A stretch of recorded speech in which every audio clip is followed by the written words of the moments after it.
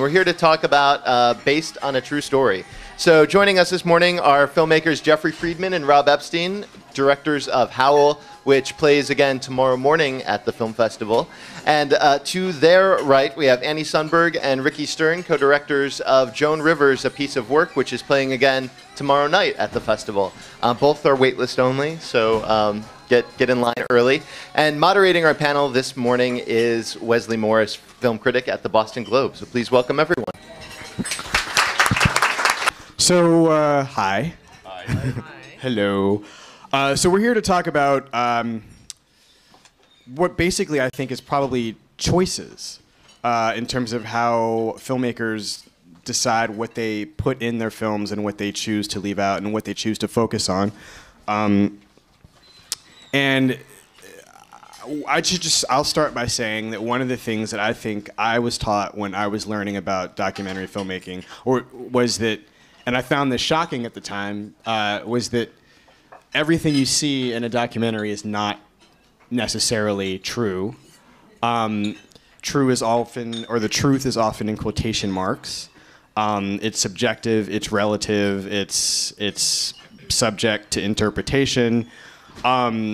But it is rarely, according to, it is rarely completely true. And I think that was a mind-blowing idea for me at the time, since we were learning a lot about objectivity and that sort of thing, and that nonfiction filmmaking was supposed to be, or anything that was nonfiction was supposed to be objective. But you have issues of point of view and choice, and you have a story to tell as well. And that also requires some decision-making in terms of what your point of view or subjectivity is going to be. So I was curious, because you're both, all four of you make documentary films, and you make them as a team. How that process, or how that philosophy of what the truth is, enters into how you choose to tell stories. Because you've also made, Rob and Jeffrey have made, you guys sort of work in a milieu, so to speak, that is fairly, you make films focused on gay life and gay history. And you guys are worked far afield in terms of your subject matter, but now you guys have also made a non-documentary, basically. Yeah, documentary. So can you just talk about the choices that you guys make in terms of how you choose to be subjective? Want me to start? Okay, I'll start. Well, I guess I've always... Let me start again. The first film I did was a very constructed film, which was The Times of Harvey Milk, and the approach on that film was to reconstruct the story. So very different from a more traditional cinema verite documentary where you're filming the story as it's happening. So it was all about reconstructing the story. So automatically that becomes one's own interpretation of that story and one's own representation of that story. So, and that's been the approach that Jeffrey and I have taken on the majority of our films, and that's very different from the Joan Rivers film, for example, where the events are unfolding as they're happening.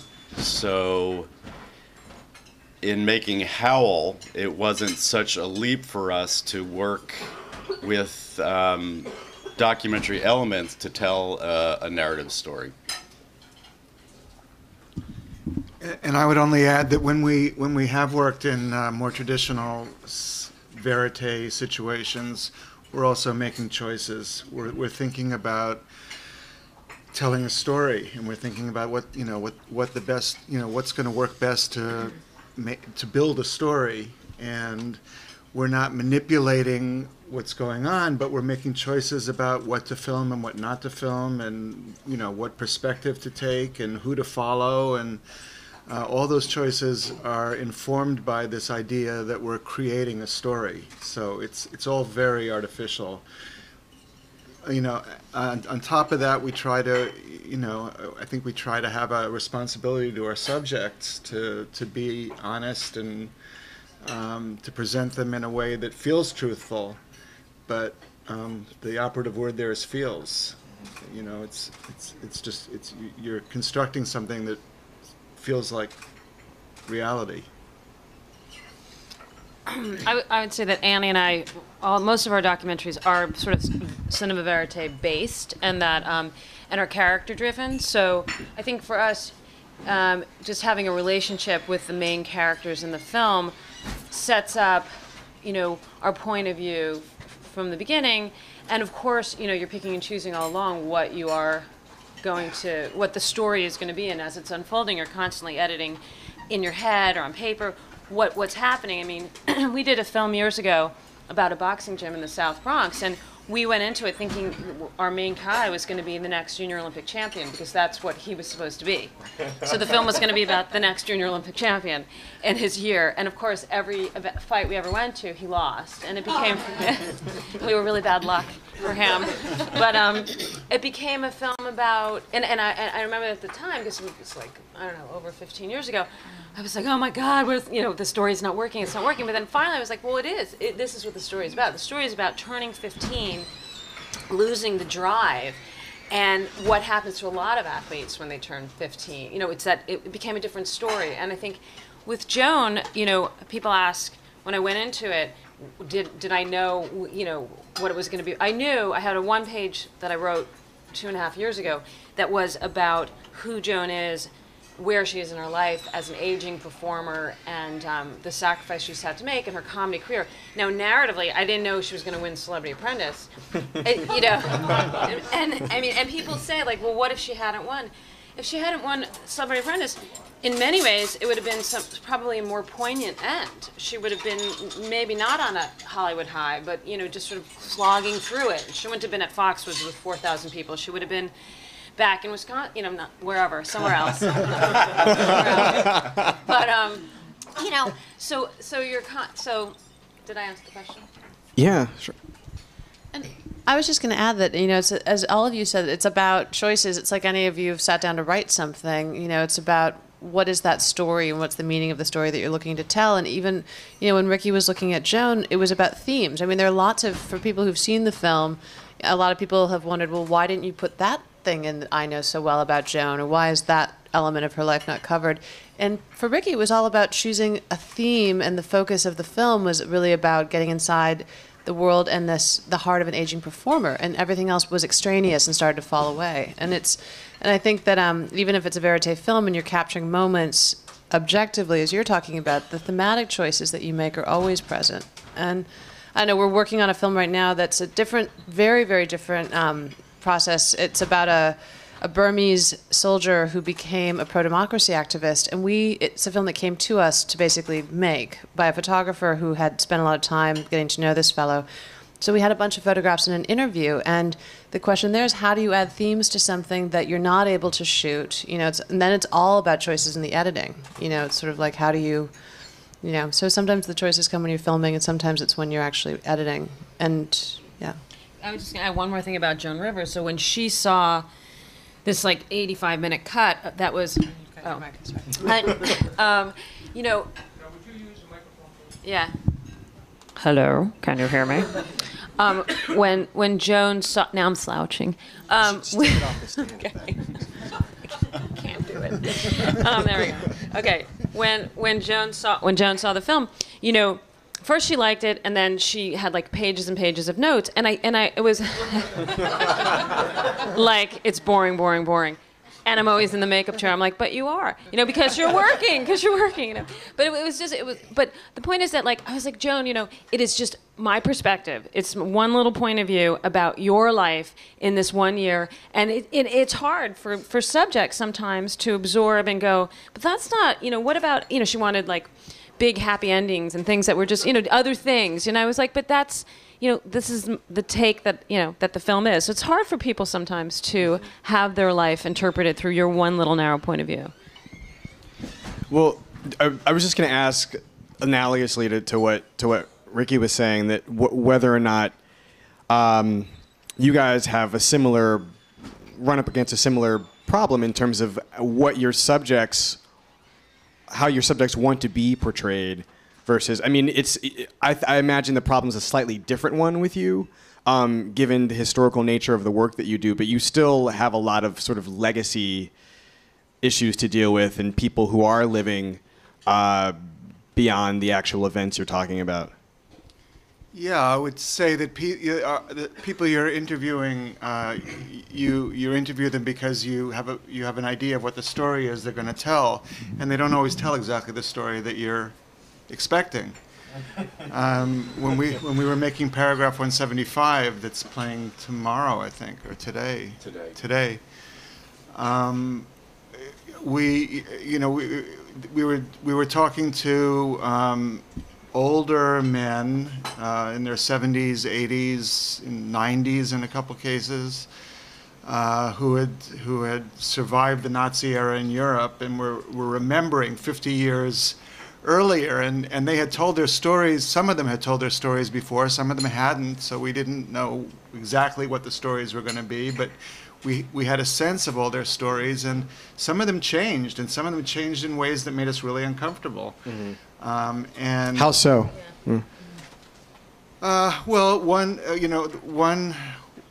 guy, Albrecht Becker, who's a photographer, German, Christian, homosexual, went to jail during the Nazi era and spent 2 years in jail and got out of jail and went into the army during the war. Mm. And we just found that really off-putting. Yeah. So we had to deal with that. We tried to understand it, and you can sort of see us fumbling in the film to try to understand it, or you can hear us. But actually, it ended up making the film more interesting. I mean, we thought it was going to be a disaster.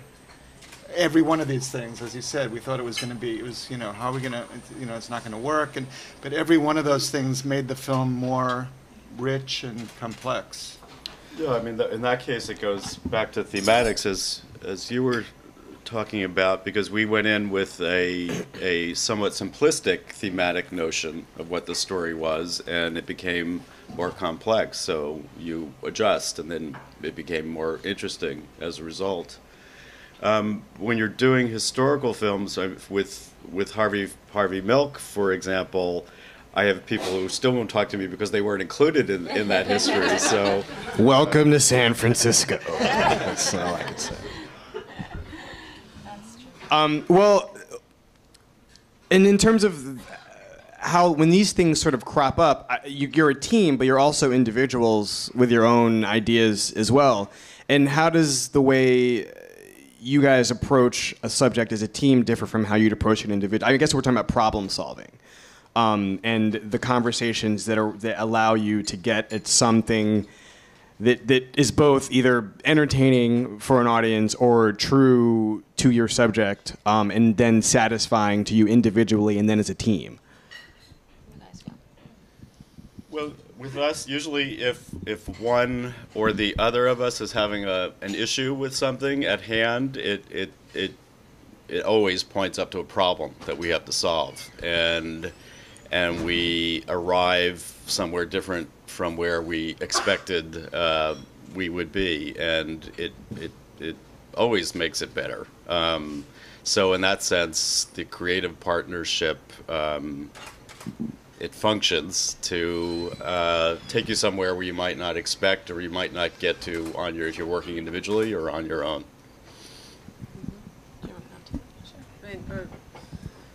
I was going to say, to echo that, there's a blessing about working with someone who you trust creatively, because, as you were saying, something comes up and it's just nice to have another set of eyes, or someone who. And I also even think in the filming process, sometimes in particular long relationships where people may get tired of one person, you know, in the field. It's sort of nice to bring a fresh energy in, even in the actual physical production. And we've talked about that with some of our longer shoots. I mean, there was one film that we worked on that was shot over 14 years, and each, you know, at different points, people had different relationships with the different characters, and it brought something out.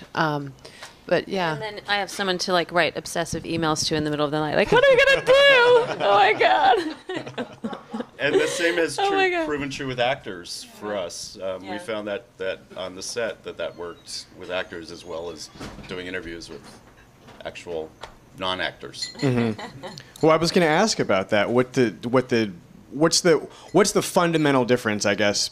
I mean, because you do apply your usual aesthetic approach to what is inherently, I guess, a dramatic situation, or a sort of constructed situation, where you have, you know, what you're doing is basically making a live or sort of dramatic documentary.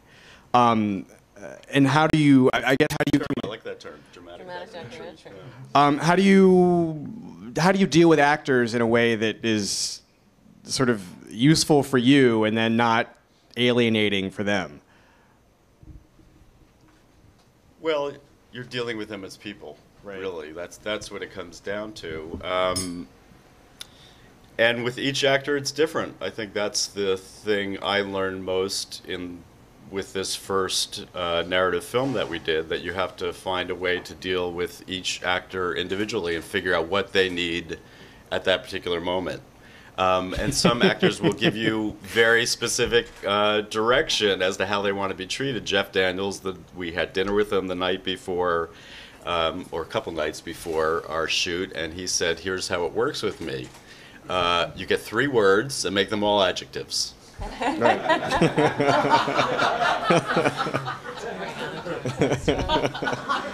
didn't really do that. We didn't really do that, but it sort of gave us some parameters. The main difference is that you know, actors are there to give you what you're looking for, Right. and very often subjects, you know, I mean they're not professionals. You have to do a lot more work in a way to get what you need from real people. Actors are real people too. Right.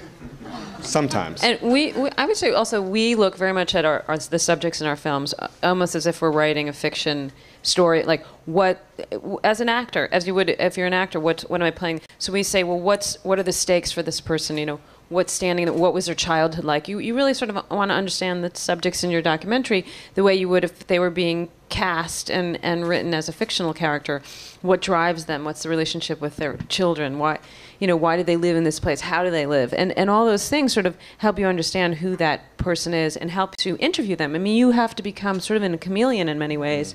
You know, when you go over to in your German, whatever it is, and you have to be like, you know, you have to just sort of become whomever that person is as well, so they feel comfortable. I was going to say, I think sometimes the risk with documentary filmmaking is that what's the motivation of the person on the other side of the camera to say yes? Because, you know, sometimes stories can get misinterpreted. Often, you know, it's a funky medium, and I think that we're lucky in that we have, and it sounds like you guys as well have really interesting and good relationships with documentary subjects. I don't think we have never gone into a project with a let's get them kind of mentality. That's not the kind of films we make, and we're not looking to do a setup sting operation on people. We may still someday, but you know. But it's an interesting. I was just thinking about like your choice about teamwork and how that plays into solving problems and getting to the truth. A lot of it is often like, I'm sure you guys brainstorm too, but what is the question? What are the interviews? Like, what's the focus of this, and what you're getting out of that character, bouncing ideas off each other. Well, one of the things that I'm always curious about with documentaries, just generally, is what role the camera actually plays in terms of what you're getting from people. I mean, in terms of, like, in the case of Joan Rivers, it's quite obvious that I guess the object is to trick her, to remind her that there is no camera, maybe. Obviously, you want the camera there because she'll become Joan Rivers, but I mean, I think there are moments in the film where she just seems unaware of the fact that she's being filmed. Oh, yeah.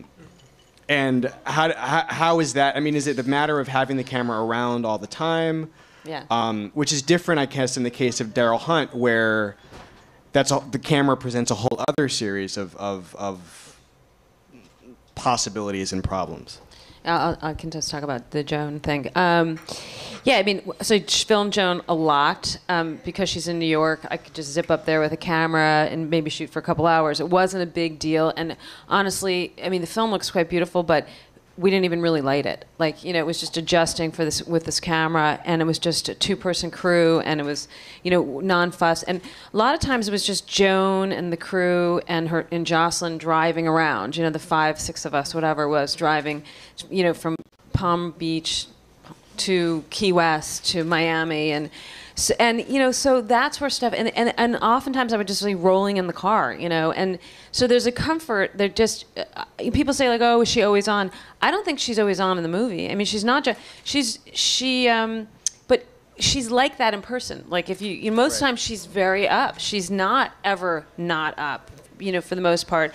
And she is really funny, and she's making quips. So what you see in the movie, and you see her in the car, or you see her asides coming into a room and checking it out, that's just Joan. I mean, that isn't her performing for the camera. Right.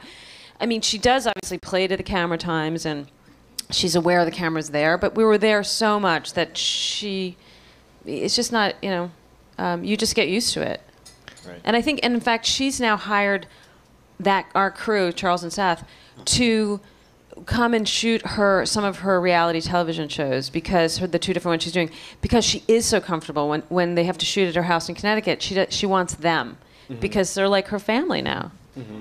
The only thing I was going to add to that is that the difference, you know, and when Rick was shooting a lot with Joan, is that Joan is very comfortable, obviously, with cameras. It's, you know, this right. is part of her world, and so she includes dialogue to the camera, in particular to Charles, who was shooting, because they developed a nice, easy relationship. And so there's a part of that intimacy that I think is why I hope is one of the reasons why people are connecting with Joan, because she sort of talks through the camera almost directly to you, in a way that, you know, Daryl Hunt, who'd been in prison for 19 years. These are people who are much more sort of wary of the camera. It's a different relationship with the camera.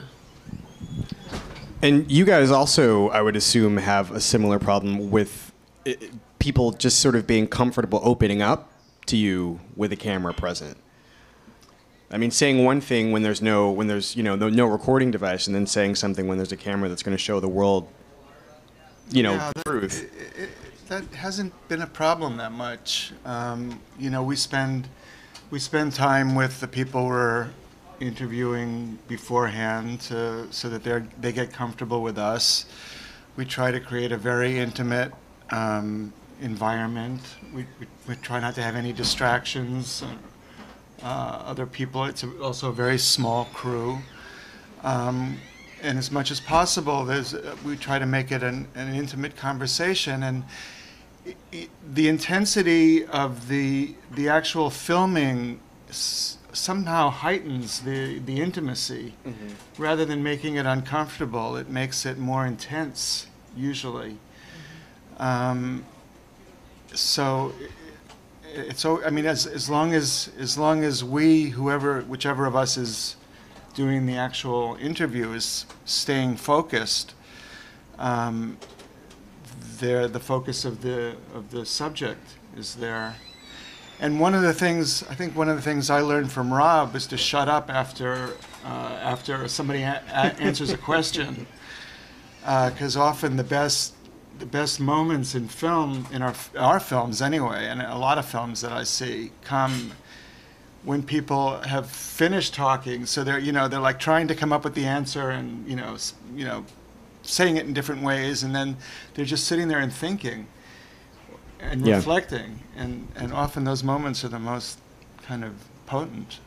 And you know, all that said, all that everyone said, you are always looking for that moment when people do forget about the camera, when they really are so in their own moment that it's all about that moment and it's not about the camera. Do you find that audiences are more sophisticated in terms of what the questions they ask you about the choices you make with your movies? I find that it's really interesting to listen to people talk, for instance, about Michael Moore, who's a very good example of somebody who clearly makes choices when he makes a documentary. And I think that, I think in the last 10 years or so with the news media, I think that people are now much more questioning about how information is presented to them.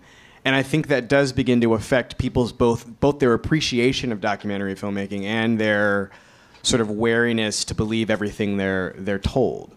Well, I was going to say there's also been the bastardization of documentary, which is reality television. Yeah. And that's a good point. But I also think that I don't know. I mean, you can answer the question. I mean, do you think that people are able to separate those two realms? Because they're obviously different.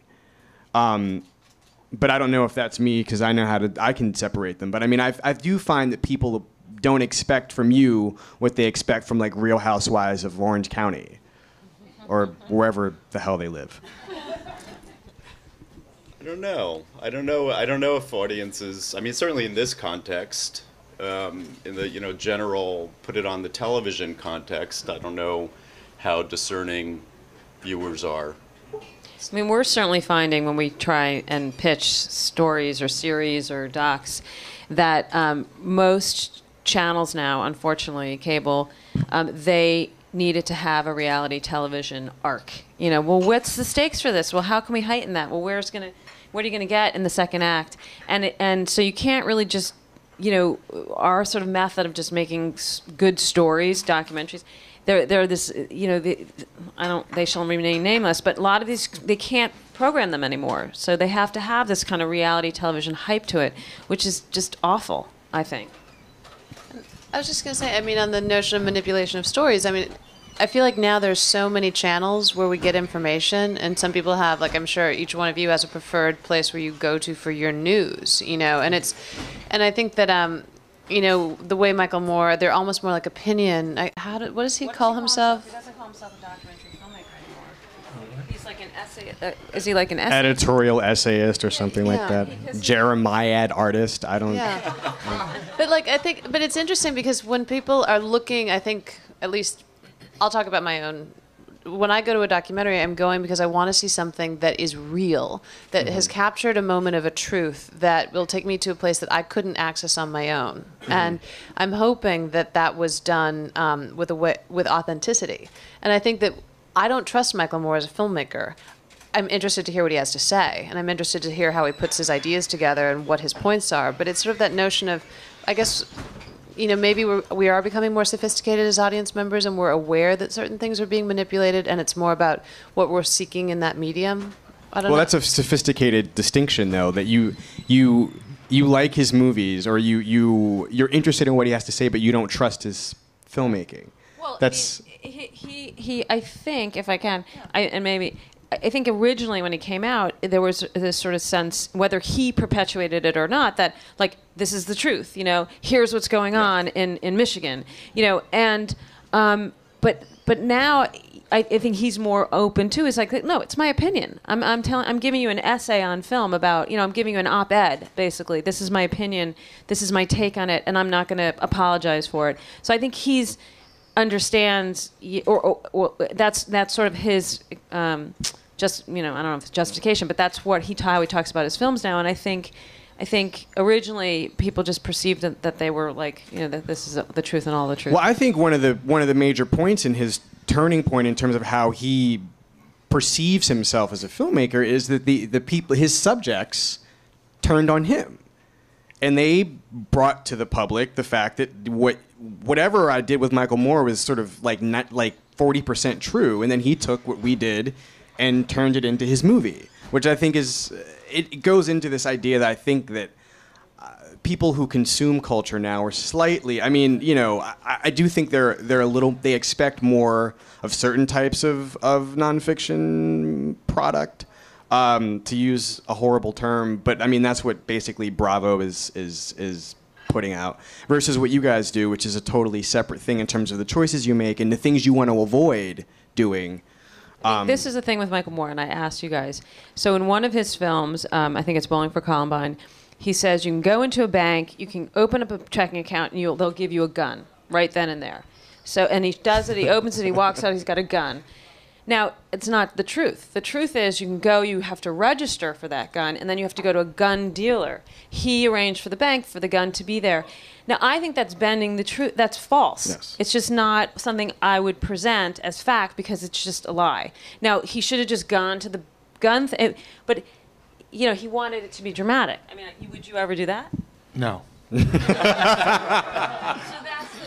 that's a pretty line in the sand to draw, and when we wouldn't either. Like, that just wouldn't feel right to me.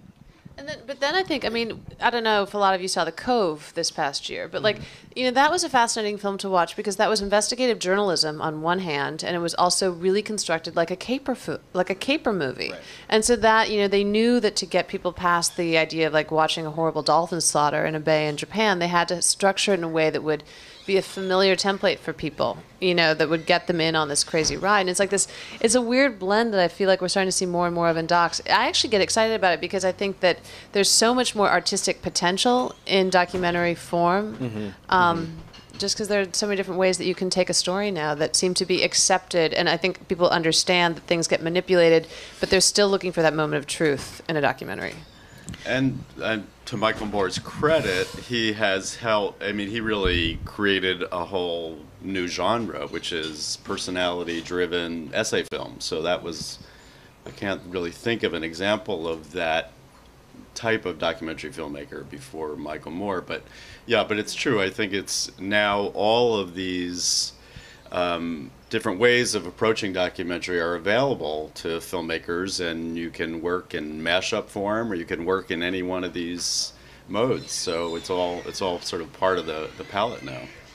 I really loved the movie, but I had a question about dealing with the subject, and in particular Joan Rivers. You, I guess, found her at a certain point in her career where she was very open to something like this because she wasn't really at a very high point.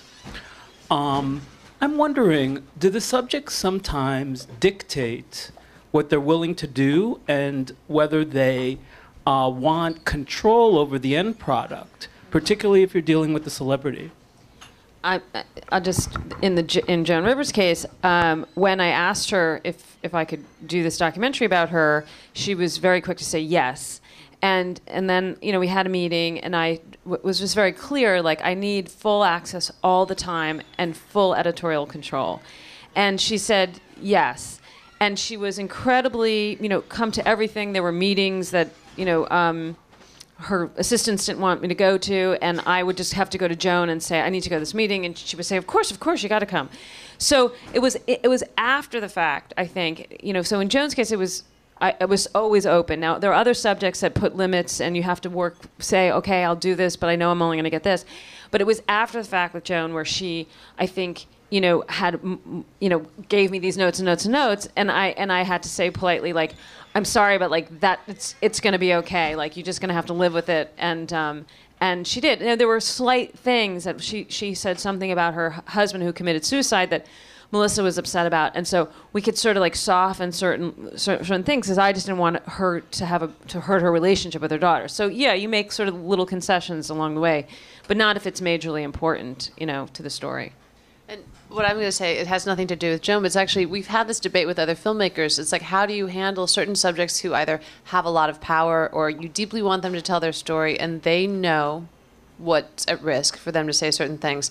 So two filmmakers who we know, one of whom just finished a film about a very famous, you know, celebrity as well. And there was a lot of money and a lot of people involved. And they had a 48-hour rule, which is, you know, basically, if after 48 hours you have not written to me to tell me you can't use that, I own it. Meaning that, like, you know, in the scope of covering, it's going to be Fast and Furious shooting, and if after 2 days of sober thinking, you're like, please take that thing out that I said. But if you don't say it after 48 hours, it's off the table, and I get to use it however I see fit in the edit room. And then another person knew, it was a fairly politicized doc that just premiered this past spring, knew that after the interview, they would never get... Getting releases from people is always a dance. Sometimes you just start shooting because you fall in love with a story and you're like, oh my God, we have to start shooting. And then you have to realize, oh shoot, I've got to negotiate a release now with this person. You don't do that. Doesn't happen before. It generally should, and we like to say that it happens that way, but it doesn't always happen that way. No. But this is someone who basically told his camera people, from the moment this person walks into an interview setting, you're rolling. They don't know you're rolling, you don't announce it, and you're going to basically fake it later and tell them that, okay, we're ready, we're speeding. Was it Charles Ferguson? Yes. And exactly, because when he was shooting, he knew that after the interviews, these people would never agree to sign a release. And well, I mean, that movie is... Have you seen the movie? I haven't. I'm talking about Charles Ferguson, this film called Inside Job, which is... I mean, I don't know when... I think it's going to come out in the fall. It's about the financial crisis, basically, and... Some of the information in this movie is just mind-blowingly incriminating for many of the people, and it has all the elements of what you guys are talking about in terms of, you know, the silences and the. This is the guy who made Taxi to the Dark Side, No End in Sight, right? So this is sort of the same aesthetic, and I'm surprised. I mean, I'm not surprised that he. What did he do? So basically, he just told his cameraman, like you guys, so from the moment they start walking in the door, just film them greeting people, film them because they're still probably going to like Wesley, you know, before the panel. They may not like him after the panel, but get them signing, film them signing the release. And it was literally like he had his camera people rolling from the moment that person walked in, because a lot of people stormed out of the interview, and he knew he'd never get a release after he asked them some of these questions. Did he get the release before? He had them sign the release beforehand, and he had it filmed. Because it was sort of the double protection, because he knew that these guys many of them could lose their jobs or their careers because of what he was asking them. Oh, they will. Another question? Try to stand. Mr. Friedman, when you said that you had learned stuff from working with Mr. Epstein, that kind of struck into my mind the fact that there are two co-directing teams here. And I was very curious as to, in your particular genre, how did that work, working together as directors, as co-directors, as equals? Who wants to start? You guys. Well, I mean, our answer to that question is usually what you see is how it works. There's no formula, first of all. We've never tried to define any aspect of our working relationship, so I think that's what's made it work. A lot, I mean, 90% of it is temperamental, our temperaments and how we work together and complement one another, and it's just, I think it just has to do with the two people that we are. There tends to be a level of trust, and I guess that's the key thing, is that you really have to trust your creative partner and trust their instincts, and when you disagree, know that you're going to find a way through the disagreement and come up with a solution that everybody can live with, and that's going to make the work better. And don't argue in front of the children. Although, yeah, I'll leave it at that. It's similar for us, you know. Although the Joan Rivers film is very much Ricky's film, and it's a unique situation because Ricky had a relationship with Joan that was also, it was in part, because you, through your parents, had a chance to meet her. And Joan is one of those people who really trusted a very small crew. And so, yeah, it was it was a different setup for us. I mean, sometimes it's a mix. I'm sure you guys have run interviews. One will run an interview, the other will run an interview. I mean, we were actually pitching ourselves to a job, and we were basically saying, the benefit of having two for the price of one is that, one, if you have stories that are unfolding at the same time, it's actually a blessing to trust the other person. One person can be following one thing and another part of the story.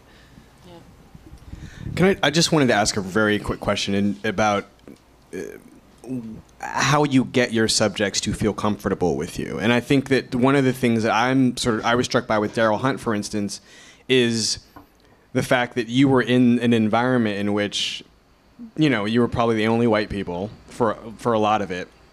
And what you realize over the course of the film is that they are trusted. There's some level of trust in terms of what you're getting out. And was wondering just how comfortable you felt with their discomfort, or whether there was any discomfort, or. It's so funny because I mean, 3 films that one I've done and two that we've done together, and it just there's it's never like you go and you're making a movie about a white lady, except for Joan Rivers, like there's always. I mean, in fact, we never made a movie about a woman before. It was always like movies about Puerto Rican boxers in the South Bronx. Go figure. So we never. I mean, I'll speak for myself. I never feel like I'm the white girl in the room. I mean, I'm never conscious of it. Mm-hmm. I've never felt with subjects that they're conscious of it, quite honestly. Obviously, it exists, and in some ways with the Daryl Hunt film, because it's about an African-American man who was convicted at 18 of a rape murder in the South of a white newspaper reporter. It was very divisive in the town. It was a racially charged trial, and he was released 20 years later. But we were following it mid-trial. We could kind of walk in both doors. We were with the white district attorneys who were a whole other world, and there was a lot of sort of unspoken prejudice. And we could, as the white team, come in and talk to them. But, however we were welcome, we felt very welcome in the African-American community because I think they thought, well, we're going to tell their story. Or I don't know why, but, But they trusted that. Yeah. They trusted you, obviously. Yeah, I mean, the trust thing is, I think, just a human thing. You just. But I mean, it is sort of mollified or obstructed in some ways by things you have no control over as well. Yeah, it's true. But Larry Little was he was a former Black Panther who was running Daryl Hunt's. Yeah, I mean, I think Larry is very conscious of race, and it was very much like how he thought of the trial. Now, Daryl, of all people. I mean, I don't know if you saw the film, but I mean, he's just the most loving person, and he just, it was never an issue for him, race. I mean, his white attorney became his best friend and his savior in many ways. So, I think it's just about adapting to the moment. If you're going to film wherever you're filming, you're adapting. You're going in, and you're not coming with any kind of baggage. You're there to sort of be a sounding board for that person. And the only quick comment is that I think the only reason why I brought up Larry Little is I think that people are wary of how their story is going to be used. And as Ricky said, it's a human thing. And is there a trust thing that gets established? And I think that Larry had seen how the media had screwed them, basically, to be honest, over many years. And I think that it was very much prove to us that you're worth my trust on some level at one point. But very much, yeah. I mean, basically it was like, now take this story and do something with it. I was like, I will. Okay. The only other aspect I would add to that is that we have to find a level of trust with the subjects. And in the case of Paragraph 175, we were coming into a different culture, a different language that neither of us speaks. I mean, some of the interviews were conducted in German, and they were done through an interviewer and an interpreter and headphones and this whole complicated setup. So we weren't always exactly sure what we were hearing and whether we were interpreting it right. And so a lot of it was just getting to a point where we felt that we could trust the people we were interviewing. Mm-hmm. And I think that process. Were there things that you could use to do that? Are there what? Were there things you could rely on to do that? I don't know, any just tricks or human contact. Eye contact, yeah. Just like stopping the interview, stepping out, and taking a moment, and But also, are you okay? What's going on? Just a moment of real humanity. The camera also gives you a lot of power, a certain degree of power, and you have to trust your instincts that you're not abusing that in any way. Mm-hmm. But I think the camera certainly changes the dynamic. Right. There's another question in the audience. Thanks. If I may for 1 second, my take on Michael Moore. I think he's an entertainer, and he's trying to make you laugh. So he sets up a lot of scenes just to be funny. But my question is this: I saw student shorts yesterday at the presentation. 5 really wonderful films, no documentaries. And the question was asked, were there any documentaries considered? And the answer was there were very few submitted this year. So I'm just wondering if you have any take on that. Is it just a coincidence, or might there be a trend? And what do you think about student films in that sense? I'm sure it's just a coincidence. I actually teach, so I work with young students, and there's still certainly a lot of interest in documentary as well as narrative fiction. I think often student filmmakers don't have a sense of how much work is involved in crafting an engaging documentary.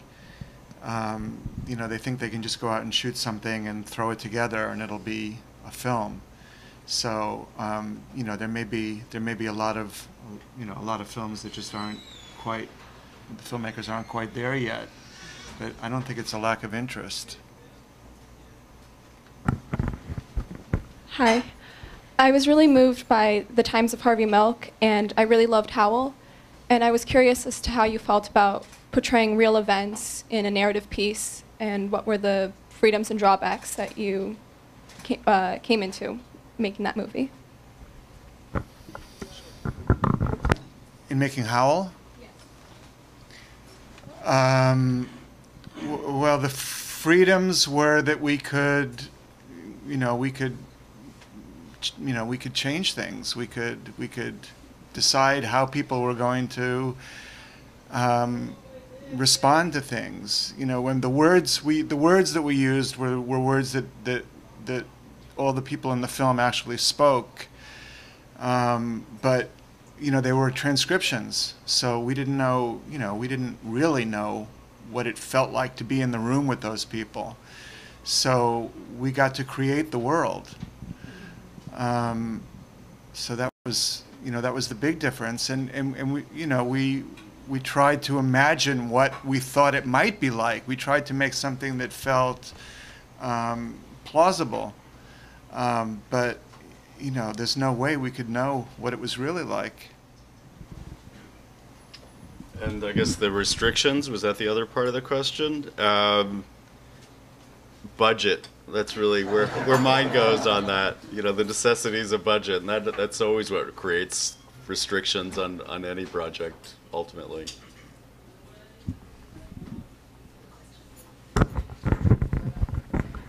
It seems like it's such a new movie, Howl. I don't know that I've ever seen anything like it. You guys did docs before. Are you going to continue to do this sort of hybrid kind of thing, or are you going to continue to do docs?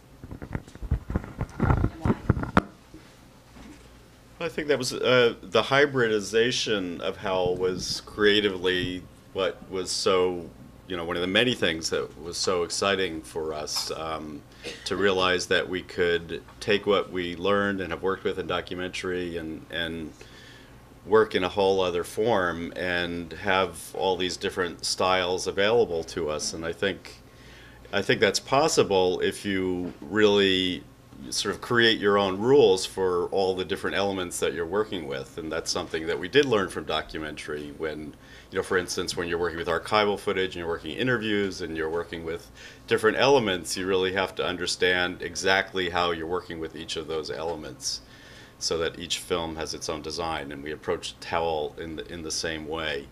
Whether or not we continue to work with that kind of hybrid, just the project will dictate that. But we are, hoping to continue to do narrative films as well as documentaries. Right here. I can actually. Hi. I'd like to make a comment and ask a question. The comment is about truth. And I made this comment yesterday. I went to see, of course now I'm going to have a senior moment, but the film about, oh gosh, hold on. Well, okay, I'll come back to that. Because I'm just a little nervous. Camera, I gotta get, I gotta get comfortable in front of the camera. But about, editing, it was Prodigal Sons, and editing the brother, Mark, that, Kim edited in a way that kept him sympathetic. And that documentary really does speak about truth. I mean, truth is perception as well. I mean, if you ask two siblings about their upbringing, you'll get two different truths. And I think as a documentarian, an emerging documentarian, you know, that's what I struggle with. I had a story in mind I was motivated to tell, but as things unfold, it's that decision about what to include and what not to. And my question is, I'm struggling now with kind of mid-production budgets, that kind of thing. Looking for mentors or anybody that could help. Do you have any kind of wisdom that, you know, that's not a young documentarian, but emerging in terms of where to get, you know, personal resources, not necessarily, I know about the foundations, that kind of thing, but what could, you know, to get people to... Where are you based? Well, I'm here. Basically, I'm Boston. I just moved up from Connecticut, so I was in New York, but we're kind of moving around a bit. But yeah, probably Boston area. There are a lot of filmmakers in Boston. A lot of documentary. There's a strong documentary filmmaking community. I would say just try to hook up, you know, network with other filmmakers. You know, we have a kind of family of filmmakers in San Francisco that we count on to give us feedback and to be brutally honest with us, and whose opinions we trust. And you know, they're people we've known for, you know, decades. So I would just advise you to cultivate those relationships with people whose work you respect. I was just going to say, and you can meet them at film festivals like here, you know, it's like, but I was also going to say, I wasn't sure when you were talking about personal resources, if you're looking for people who can help you shoot, if you're looking for feedback, if you're looking for actual hard cash, like, you know, there are a bunch of different, again, it's so much of it is about, yeah. I mean, I will say. As one person taking this project on, obviously, Well, I mean, projects also at a certain point tend to attract the right people at the right time. If you know, if it's a project that you believe in and your heart is invested in it, and you're going to do it come hell or high water, eventually the right people usually find their way to it. So just keep at it. I would say find an experienced producer to work with. right. I mean, it took Kim like 2 years to edit, you know, on and off, and she persevered, and it was not an easy. I mean, I think what's interesting is everyone when you get to a place where you can actually sit and reflect on your film, you're like, oh yes, it was this and that, but you know, it was a bitch the whole time, right? I mean, it's never easy. And Joan, I didn't get financing for Joan. No one would put up financing for Joan. Our company ended up having to finance like with every penny, and it was all deferred payments. People got paid pennies, literally, you know. So the money thing is always a struggle. It's never been. Has yet to be easy for us.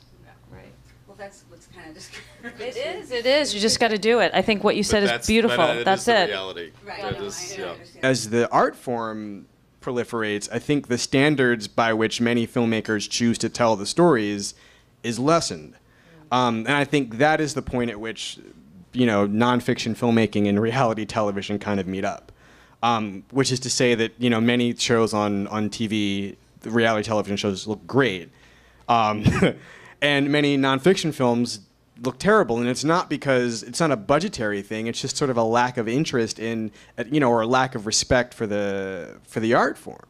I mean, as a moviegoer, you kind of need more than the information. You would like the movie to look like a movie as well. A lot of people think because they have a camera that they're shooters, you know, that they're DPs. But, you know, people make a profession of it because they actually can take that digital camera that all of us can push the button on. But Charles, who shot the film, is a 32-year-old. He was a photographer. He's just, I mean, he can come into a room with no lighting and make it look beautiful. What was it shot on? It was on the Panasonic HVX 200. Oh, wow. I That's mean, amazing. with a little. No, it was no. Oh, No. interstitial shots.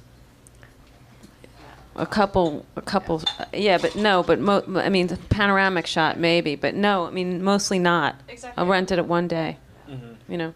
We're saying like that camera, everyone picks up and shoots with, but you would shoot in here and it would look awful if you didn't know what you were doing. So I think it's, you know, as you said, there's a craft and people have made professions of it.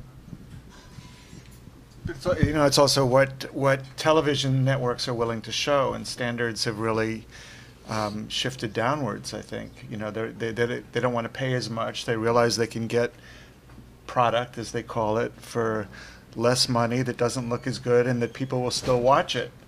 Yeah. And it's kind of depressing.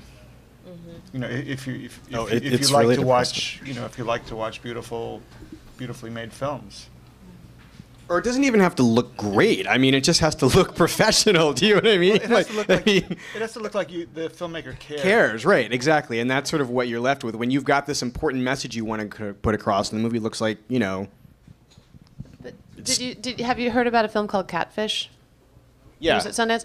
So that's an example of like the medium fitting the film. Right, because- but that's a perfect, right, exactly. I mean, it looks like what it's about. Exactly. Right. Like two guys who basically stumbled into a film and practically did shoot it with camera phones. Right. You know, but it's a riveting story. It and can it's work. A little bit like a Blair Witch Project, though, Right. because it's sort of the what's real and what's not real in that film. But like even Josh Fox, like I was thinking Gasland, I mean, he took the only camera he had to use was a Sony PD-150, which is what we used to use to shoot Trauma Life in the ER, because I worked in reality television. Like, but that camera, it's an old lined standard def video camera that looks like crap. And he basically wanted to give it a feel, and so he kinneyed it. He took his Sony PD-150 footage, shot it on a white wall with a digital camera to give it an effect and a feel, because he wasn't willing to just let that PD-150 footage look like what it was. Right.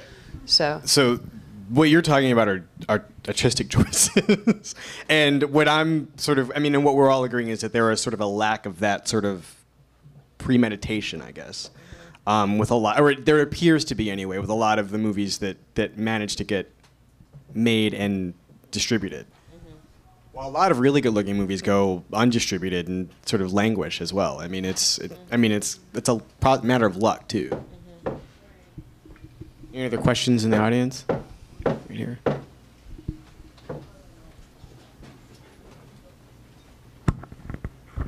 We talked a lot about trust and authenticity. I was curious. There's the Janet Malcolm essay about a journalist basically dealing with guile and trying to get moments of truth from a subject that they don't want to give you. And I was thinking some of the most interesting moments in the Joan Rivers movie are clearly things that she probably wouldn't put forward in a story about herself, like when she's confronted by the guy with a deaf son in the theater. Is there points where it's not a matter of trust, it's a matter of getting the truth by any way you can? Well, I guess if you think about, that's the verite part of it, for sure. I mean, that, you know, if you're sitting down and you're doing an interview, they know that they can hold back or they can give you what you want or you can try to get it out of them. But, you know, if you're following someone, you know, which is a lot of what we do is shoot verite, you know, you are hoping for that moment that, you know, something unexpected happens. And I mean, when we did this film about these boxers, you know, a mother came home, she was drunk, and the boy had been living, you know, hadn't been talking to us about the fact that his mom was an alcoholic. But here we had this scene. I mean, they eventually asked us to like go outside and turn the cameras off, and so we just had like audio recording. But so we were able to capture the truth. Now, in the end, we never used that in the film because it was, you know, we didn't want to sort of out his mother at the time and whatever. But yeah, you do sometimes capture these moments of truth that the subject themselves is not wanting you to capture. And then the question is whether or not you're going to use those. You know, whether or not, you know, you destroy your trust and their trust, and by using something that is clearly going to be embarrassing to them or, you know, you know. And in the case of Joan and the heckler, she actually said, because, you know, she rants for a while at him, and she wanted it to, why do I have to go on for so long? Like, why can't you just cut that? You know, I sound, you know, she was very self-conscious about how she sounded, and she wanted it to be short. And I was like, look, that's the whole point. You know, it's that, you move on to other things anyway. I don't know what I'm saying. But I think that by any means necessary is a dangerous phrase, though, because as Ricky pointed out, it's about damaging then that crucial trust that you have with a relationship. And I think it's if you're doing an investigative documentary and you're going to chase that story until someone shoves a fist in your camera, then it's one thing. Like, it depends if you have a long-standing relationship with someone and you're hoping they'll reveal things to you down the road in a different way, versus this is your only moment to go get that piece. Like, I hate to bring up Gasland again, but Josh Fox. Like, I mean, there are moments where he really, by any means necessary, he actually really tried to get shots that he knew it was a one-time only moment. We wouldn't feel comfortable saying I'm making a film about you because you're a wonderful Boston Globe reporter, and then spin it and be like, he's awful. See, listen to him. He doesn't tell. We never. That's not how we would do it, and that's why after making so many movies, people would trust us, and we show our films. We say, look, we had a 10-year relationship with this person. All of our films, we've had like ongoing relationships with every subject, person that's been in it for years. Yeah, and what's interesting to me about the Janet Malcolm book, The Journalist and the Murderer, which is a beautiful book, that story is a little more cut and dried, but she also talks about every relationship that a journalist has with a subject. The subject has his or her own agenda, and it can never be the same as the person who's doing the reporting or doing the observing. And you have to create a level of trust and with the understanding that you're not making the film that they think you're making.